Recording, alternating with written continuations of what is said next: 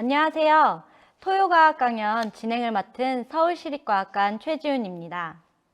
토요과학 강연은 국내 우수과학자의 최근 연구 동향을 듣고 연구 및 진로와 관련하여 실시간으로 질문할 수 있는 소통형 과학 강연입니다. 오늘도 많은 분들이 접속해 주셨는데요. 네, 감사 인사드립니다. 여러분, 하루 중 제일 많이 접하는 물건이 무엇이 있을까요? TV, 컴퓨터, 스마트폰? 네, 많은 전자기기들을 사용하시면서 디스플레이 또는 화면을 계속 접하고 계실 것 같습니다. 오늘의 주제는 김수영 교수님의 올레드, 마이크로 LED, 페로브스카이트 LED입니다.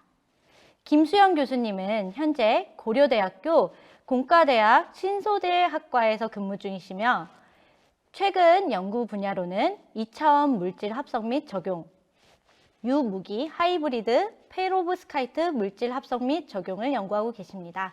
그럼 큰 박수로 김수영 교수님을 모셔볼까요?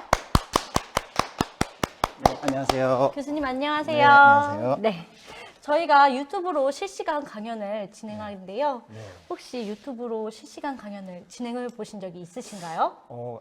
요즘에 수업을 온라인으로 하긴 하지만 이게 유튜브로 한 적은 없습니다. 지금 처음인 것 같고요. 네. 다른 플랫폼으로 해서. 네, 많은 분들이 지금 현재 접속해 주신 분이 26명 정도 되고 있어요. 앞으로 더 접속하고 계실 텐데요. 네. 한번 댓글창에 인사 한번 읽어 주실 수 있겠어요? 강동혁 시청자분 안녕하세요. 네, 안녕하세요. 안녕하세요. 네. 네, 피터정 안녕하십니까? 안녕하세요. 네.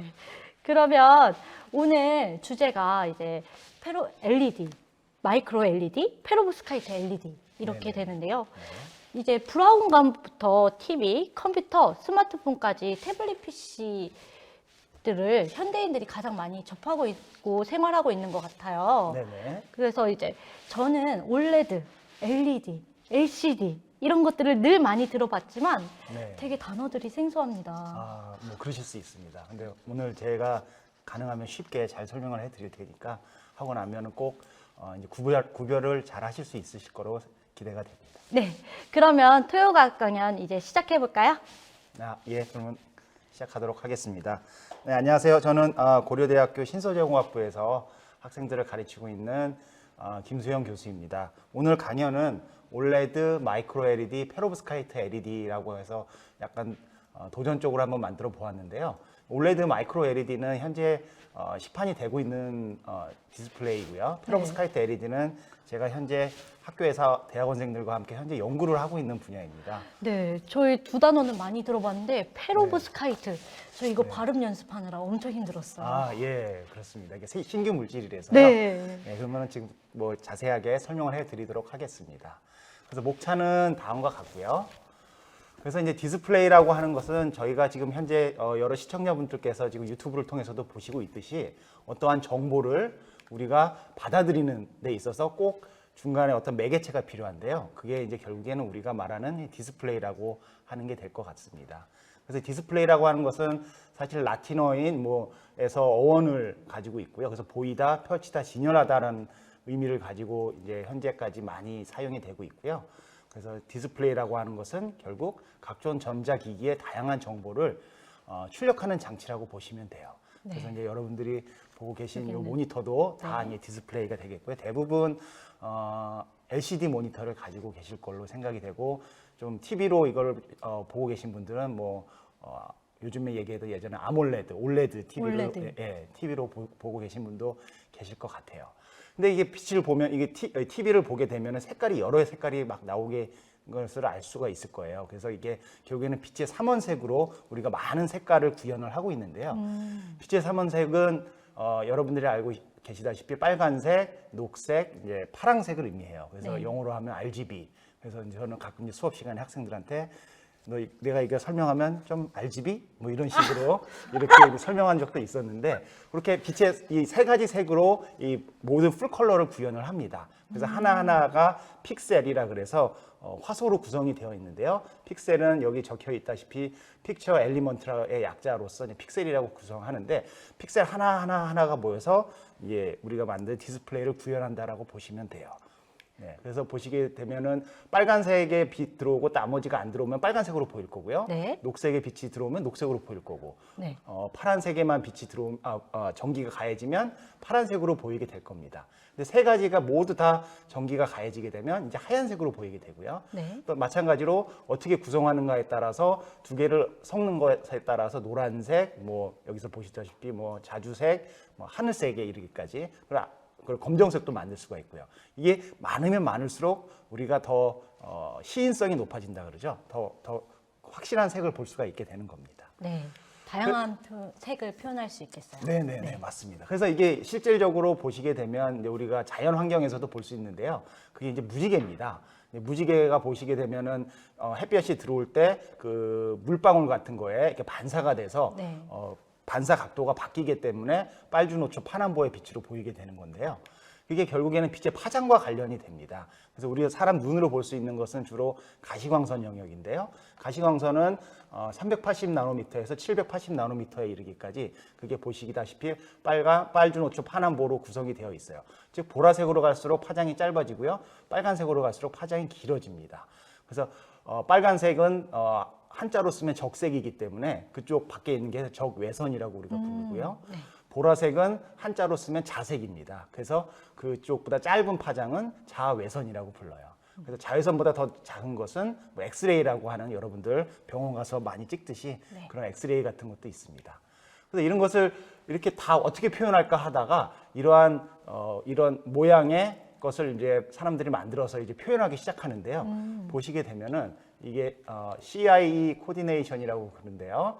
보시면은 이쪽이 파란색입니다. 파란색부터 파장이 점점 길어져서 녹색에 530까지 오고요. 네. 그게 점점 길어져서 빨간색에 770나노미터까지 이르게 되어 있는데요. 이런 것 같은 경우는 이제 어떤 좌표로 구성이 되어 있죠. 결국에는 보시면 여기 X 좌표가 있을 거고요. Y 좌표가 있을 건데 그럼 이 좌표, X, Y 좌표만 얘기를 하면 이게 어떤 색이구나 라고 표식이 가능해요. 그렇기 때문에 이러한 편리함으로 인해서 이러한 코디네이션에 이제 사람들이 빛이 어떤 거다라고 표현을 하고 있고요.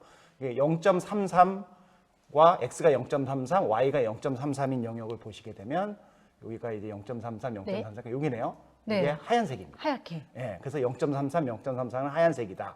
그리고 이제 위에 Y 좌표가 커질수록 녹색 계열이 될 거고 네. X 좌표가 커질수록 빨간색을 나타낸다라고 네. 보시면 될 것 같습니다.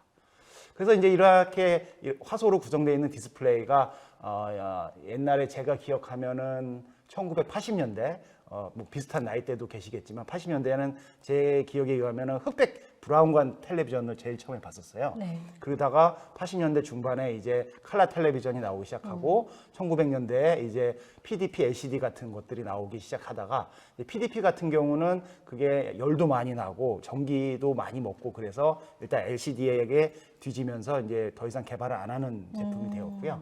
그래서 이러한 LCD부터 시작해서 현재 스마트폰 그리고 UHD TV, OLED TV에 이르기까지 현재 계속 디스플레이가 성숙해 나가고 있는 단계라고 보시면 될 것 같습니다. 네. 그러면 지금부터 이제 LCD가 뭐고 OLED가 뭐고 마이크로 LED가 뭔지에 대해서 조금 이제 설명을 해드리고자 하는데요. 네. 이거 보시는 것은 이제 LCD입니다. LCD는 뒤에 이렇게 백라이트가 있어요. 백라이트에서는 하얀색 빛이 들어옵니다.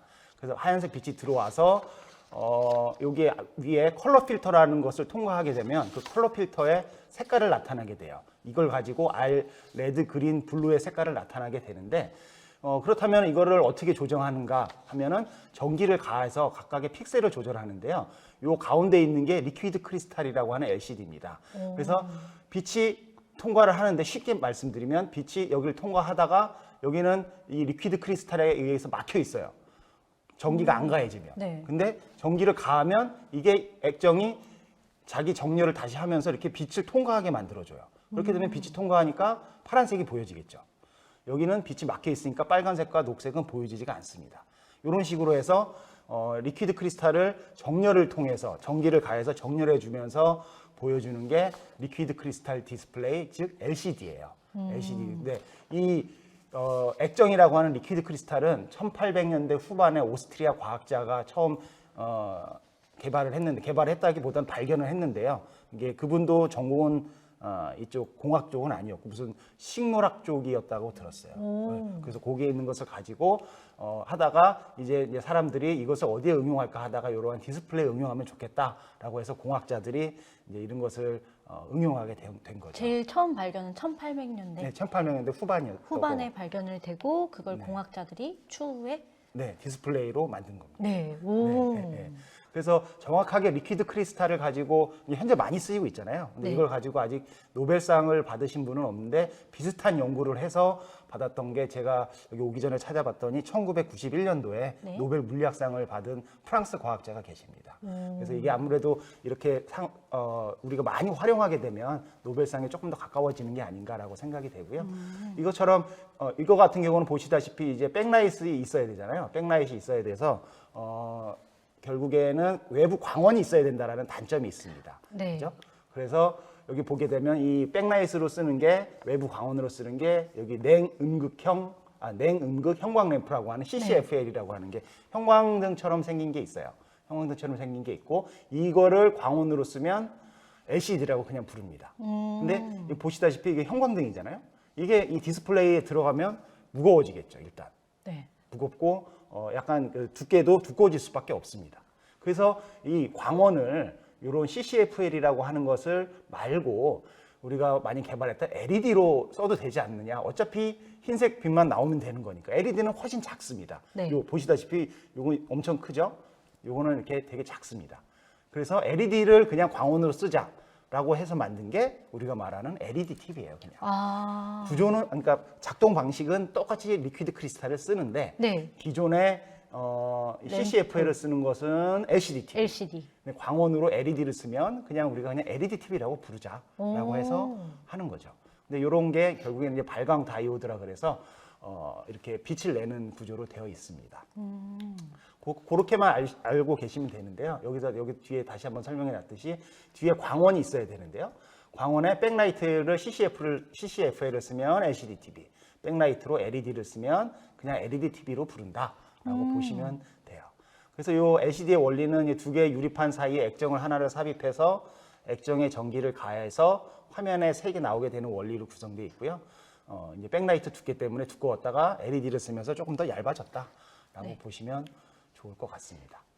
또 다른 이제 대항마가 이제 OLED TV, 여러분들이 알고 있던 OLED TV라고 하는 건데요. 이 OLED는 아까랑 조금 다른데요. 다른데 보시면 여기 기판에 네. 여기 똑같이 이 RGB를 나타내는 구성 요소가 있어요. 유기물. 예, 유기물로 되어 있어요. 유기물로 되어 있는데 이거 같은 경우는 요 유기물에서 스스로 빛을 내요. 전기를 가하면. 이건 따로 광원이 필요가 없어요. 왜냐하면 전기를 가하면 그냥 빛이 나는 구조로 되어 있어가지고 아까 LCD 대비 이거는 스스로 빛을 낸다라고 해서 자발광 소자라고 얘기를 많이 합니다. 스스로 빛을 내는. 어떤 유기물이? 유기물도 그러니까는 약간 이게 전기를 가했을 때 네.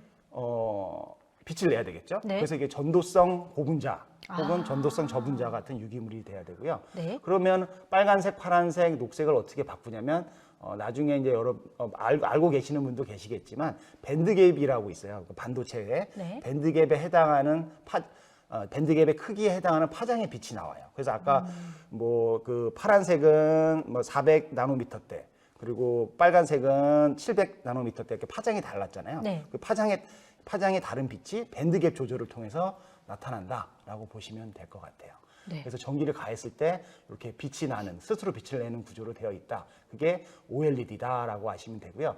이 OLED도 아직까지는 노벨상 이것을 개발해서 노벨상을 받으신 분은 안 계시지만 전도성 폴리머를 개발을 해서 노벨상은 2000년대에 지금 산타바바라 대학의 알렌 제이 히거를 비롯해서 두 분이 더 받으신 걸로 알고 있습니다. 그래서 이것도 하지만 OLED 자체로는 아직 못 받아서 제가 조금 조심스럽게 예상을 하면 조만간 이 OLED 쪽에서 많은 혁혁한 공을 세우신 분이 노벨상을 받을 기회를 얻지 않으실까라고 조심스럽게 예상을 해봅니다.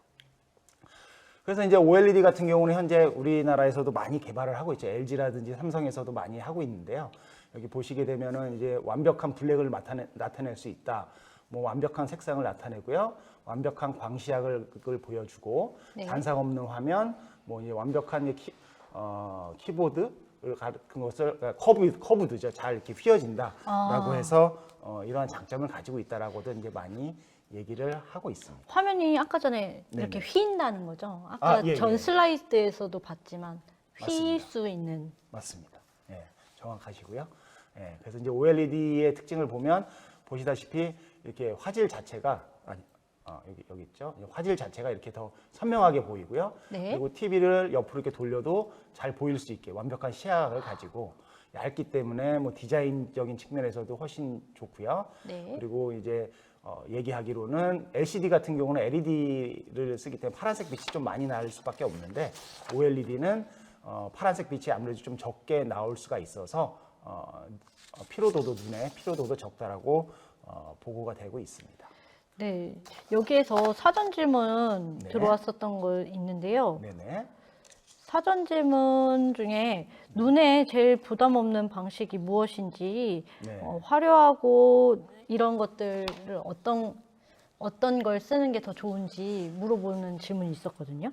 예. 근데 사실 이게 사람이 이게 보통 환경에 잘 적응하는 동물이에요. 그래서 옛날 같은 경우는 화소가 커도 네. 그렇게 불편함을 못 느꼈는데 기술이 개발이 되면서 화소가 작은 것을 보다 보니까 이렇게 선명한 게 있었는데 옛날에는 왜 그렇게 큰 것을 봤었지 하면서 이제 사람 눈이 계속 점점점 적응해 나가는 거거든요. 네. 그래서 이 눈에 적은 이게 피로도도 마찬가지로 적은 이 디스플레이가 좋지만 아무래도 또 사람 눈은 또 거기에 곧 적응을 할 거기 때문에 눈에 대한 피로도는 계속 생기지 않을까 생각을 합니다. 하지만 이제 파란색이 여기 LED 같은 경우는 왜 파란색 빛이 더 많이 나오느냐면요. 보통 블루 그러니까 빛을 내는 LED에다가 노란색의 형광체를 입혀서 하얀색을 만들거든요. 그래서 기본적으로 파란색이 많이 나올 수밖에 없는 구조예요. 그래서 그것을 개선한다면 다른 뭐 LCD TV도 OLED TV처럼 더 이렇게 피로도는 줄어들 수 있을 거라고 예상을 합니다. 그래서 이제 안경도 블루라이트 안경도 많이 착용하고 네네. 화면을 접해야겠네요. 네, 맞습니다. 그거를 좀 차단하는 그런 게 있으면 더 좋을 것 같긴 합니다. 네. 예, 이제 또 마지막으로 한번 설명드리고자 하는 게 이제 마이크로 LED TV예요. 사실 LED라고 하는 것은 이미 우리 그 밖에서 보면은 신호등에 많이 쓰이는 게 LED입니다. 대부분 옛날에는 전구였다가 어느 순간 그게 LED로 10년 전부터 아마 LED로 바뀌기 시작했을 텐데 그러한 LED인데요. 요것도 이제 마찬가지로 이것도 빛을 스스로 내는 구조예요. 똑같이 빛을 스스로 내서 이렇게 디바이스를 만들 수가 있다라고 하는 장점이 있습니다. 이런 장점이 있었는데 원래 LED는 옛날부터 있었지만 지금은 마이크로 LED라고 부르는 게 더 작게 만들 수 있는 기술이 개발이 되었어요. 옛날에는 LED처럼 이게 보통 수백 마이크로 정도 되거든요. 그렇게 되면은 화소가 클 수밖에 없어서 이 선명한 화질 구현이 어렵습니다. 근데 기술이 발전을 하다 보니까 이렇게 기존의 크기의 치 크기를 100분의 1, 100마이크로 이하로 줄인 제품이 나오기 시작했죠. 엄청 많이 축소가 됐어요, 지금. 네네네. 그게 마이크로 LED라서 현재 삼성 쪽에서도 많이 이제 연구를 하고 있고요. 근데 이거 같은 경우는 일단은 무기물이기 때문에 올레드에 비해서 올레드는 유기물이거든요. 유기물은 수분에 약간 취약하다는 단점이 있지만 무기물은 또 그렇지 않아서 훨씬 장점을 가지고 있다라고 많이들 얘기를 해요. 네, 근데 이게 결국에는 픽셀로 만들려면 이러한 칩을 하나하나씩 옮겨서 에피 웨이퍼, 그러니까 웨이퍼 직접 만든 것을 좀 디스플레이 쪽으로 또 다 옮겨 담아야 되거든요. 네. 거기서 이제 비용이 많이 발생한다는 단점이 있습니다. 그래서 이 세 가지 지금 말씀드린 것을 한번 비교를 해 보면은요. 뭐 다 장단점이 있어요. 네. 뭐 다 장점만 있으면 얼마나 좋겠습니까만 그런 건 아니라서 그래서 OLED와 마이크로 LED는 자체 발광을 하기 때문에 그것에 대한 장점을 가지고 있고요.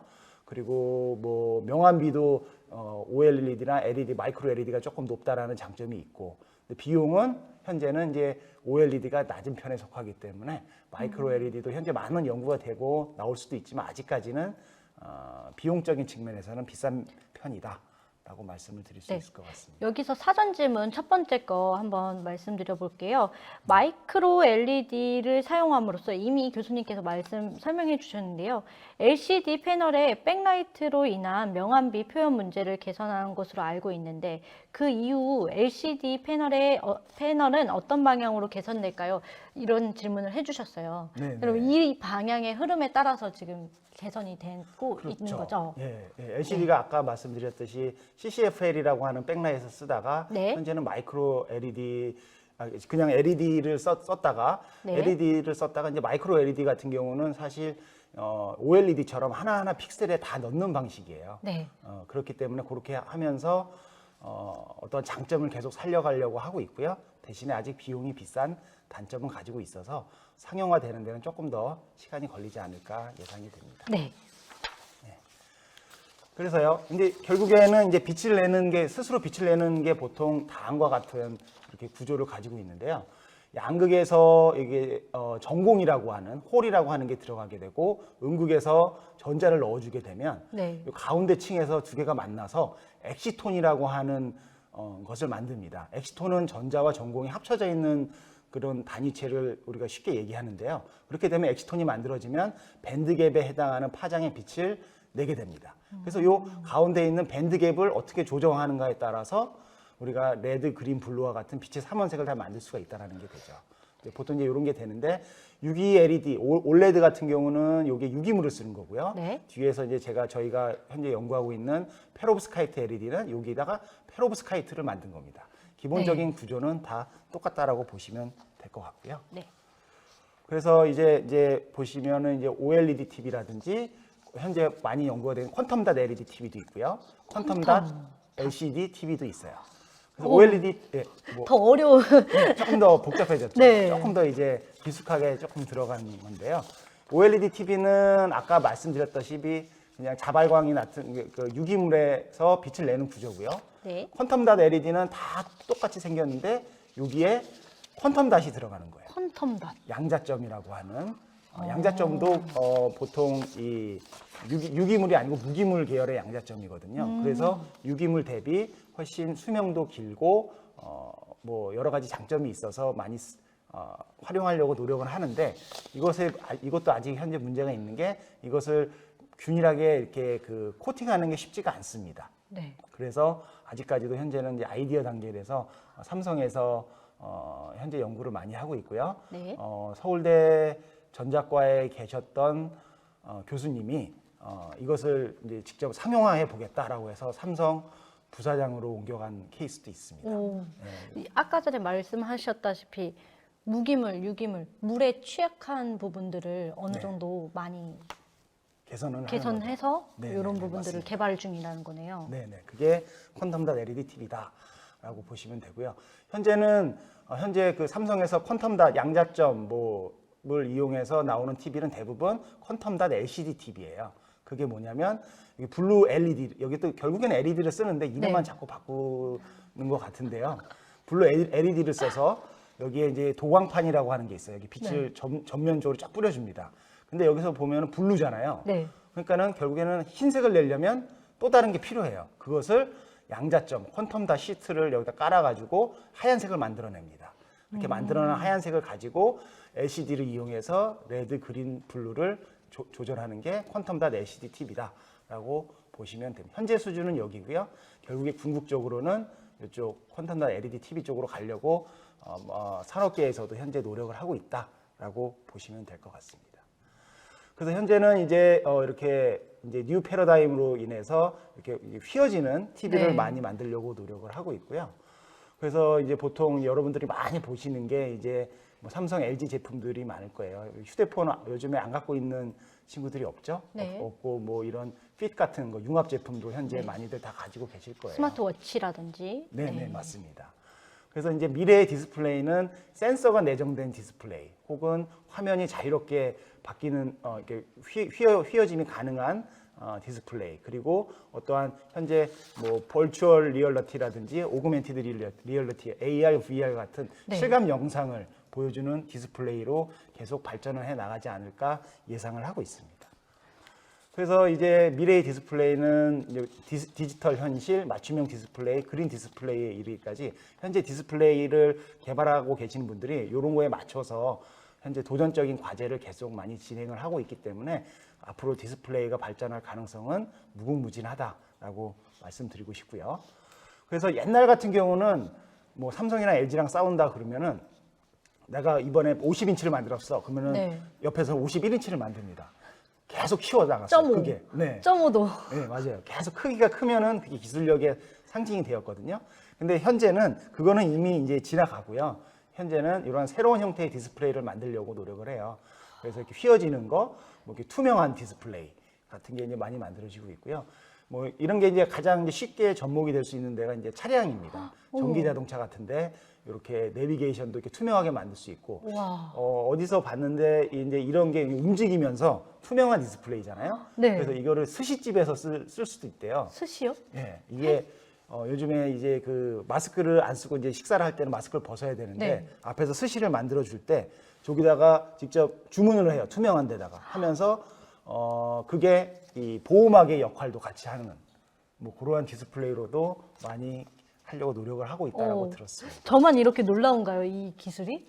오. 조만간 시장에서 보실 수 있지 않을까 생각이 미래로 온 것 같아요, 방금. 그러셨습니까? 네. 네. 맞습니다. 예, 우리 이제 미래에 대해서 배워가고 있는 거고요.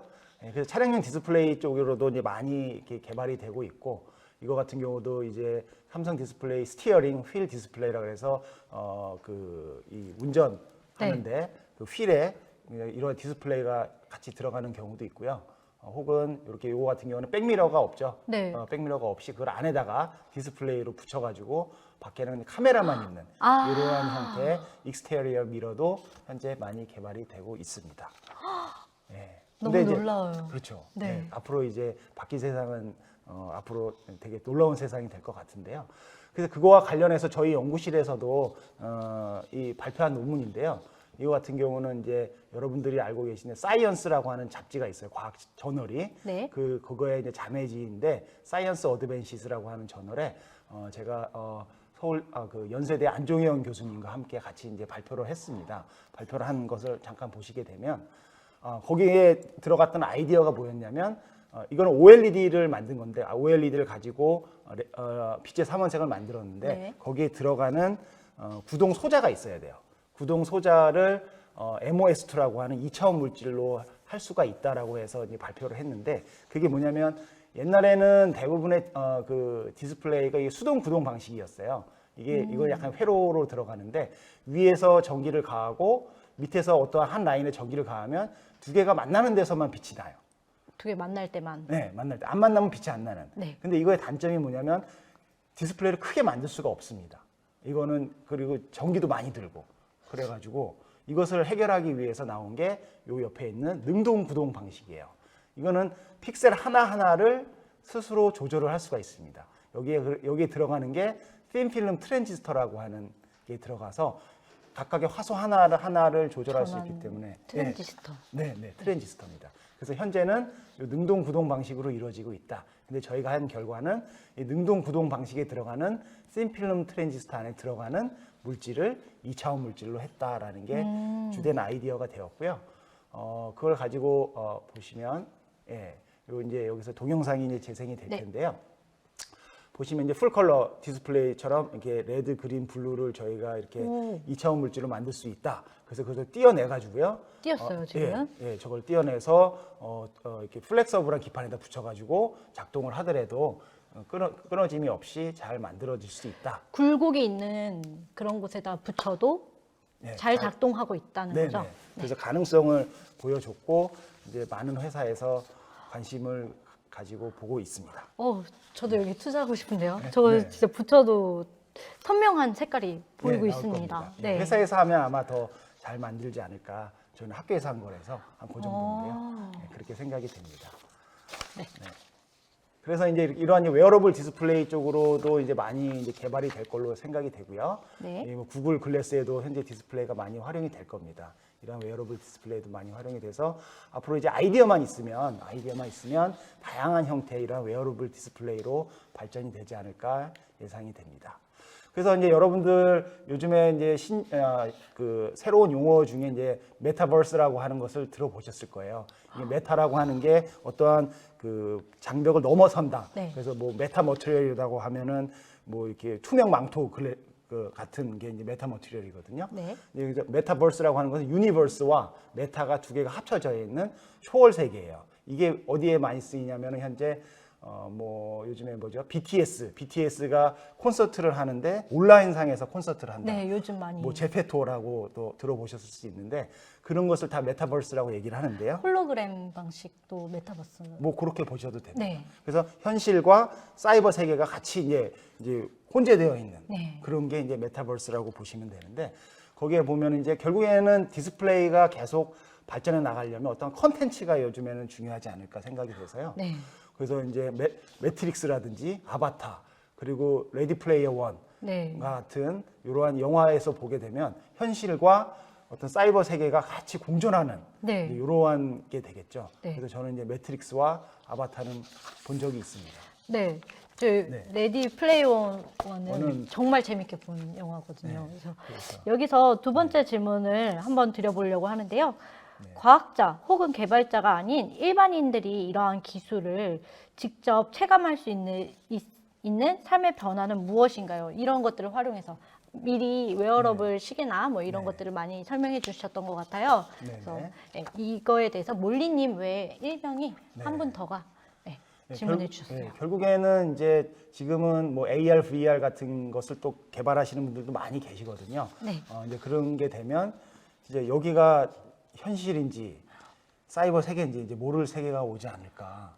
약간 뭐 그런 걸 이제 경험을 곧 하실 것 같아요. 그래서 저도 본 적은 없지만 요 레디 플레이어 원에 있는 캐치프레이즈가 저거였더라고요. 로그인하는 순간 모든 것이 현실이 된다. 네.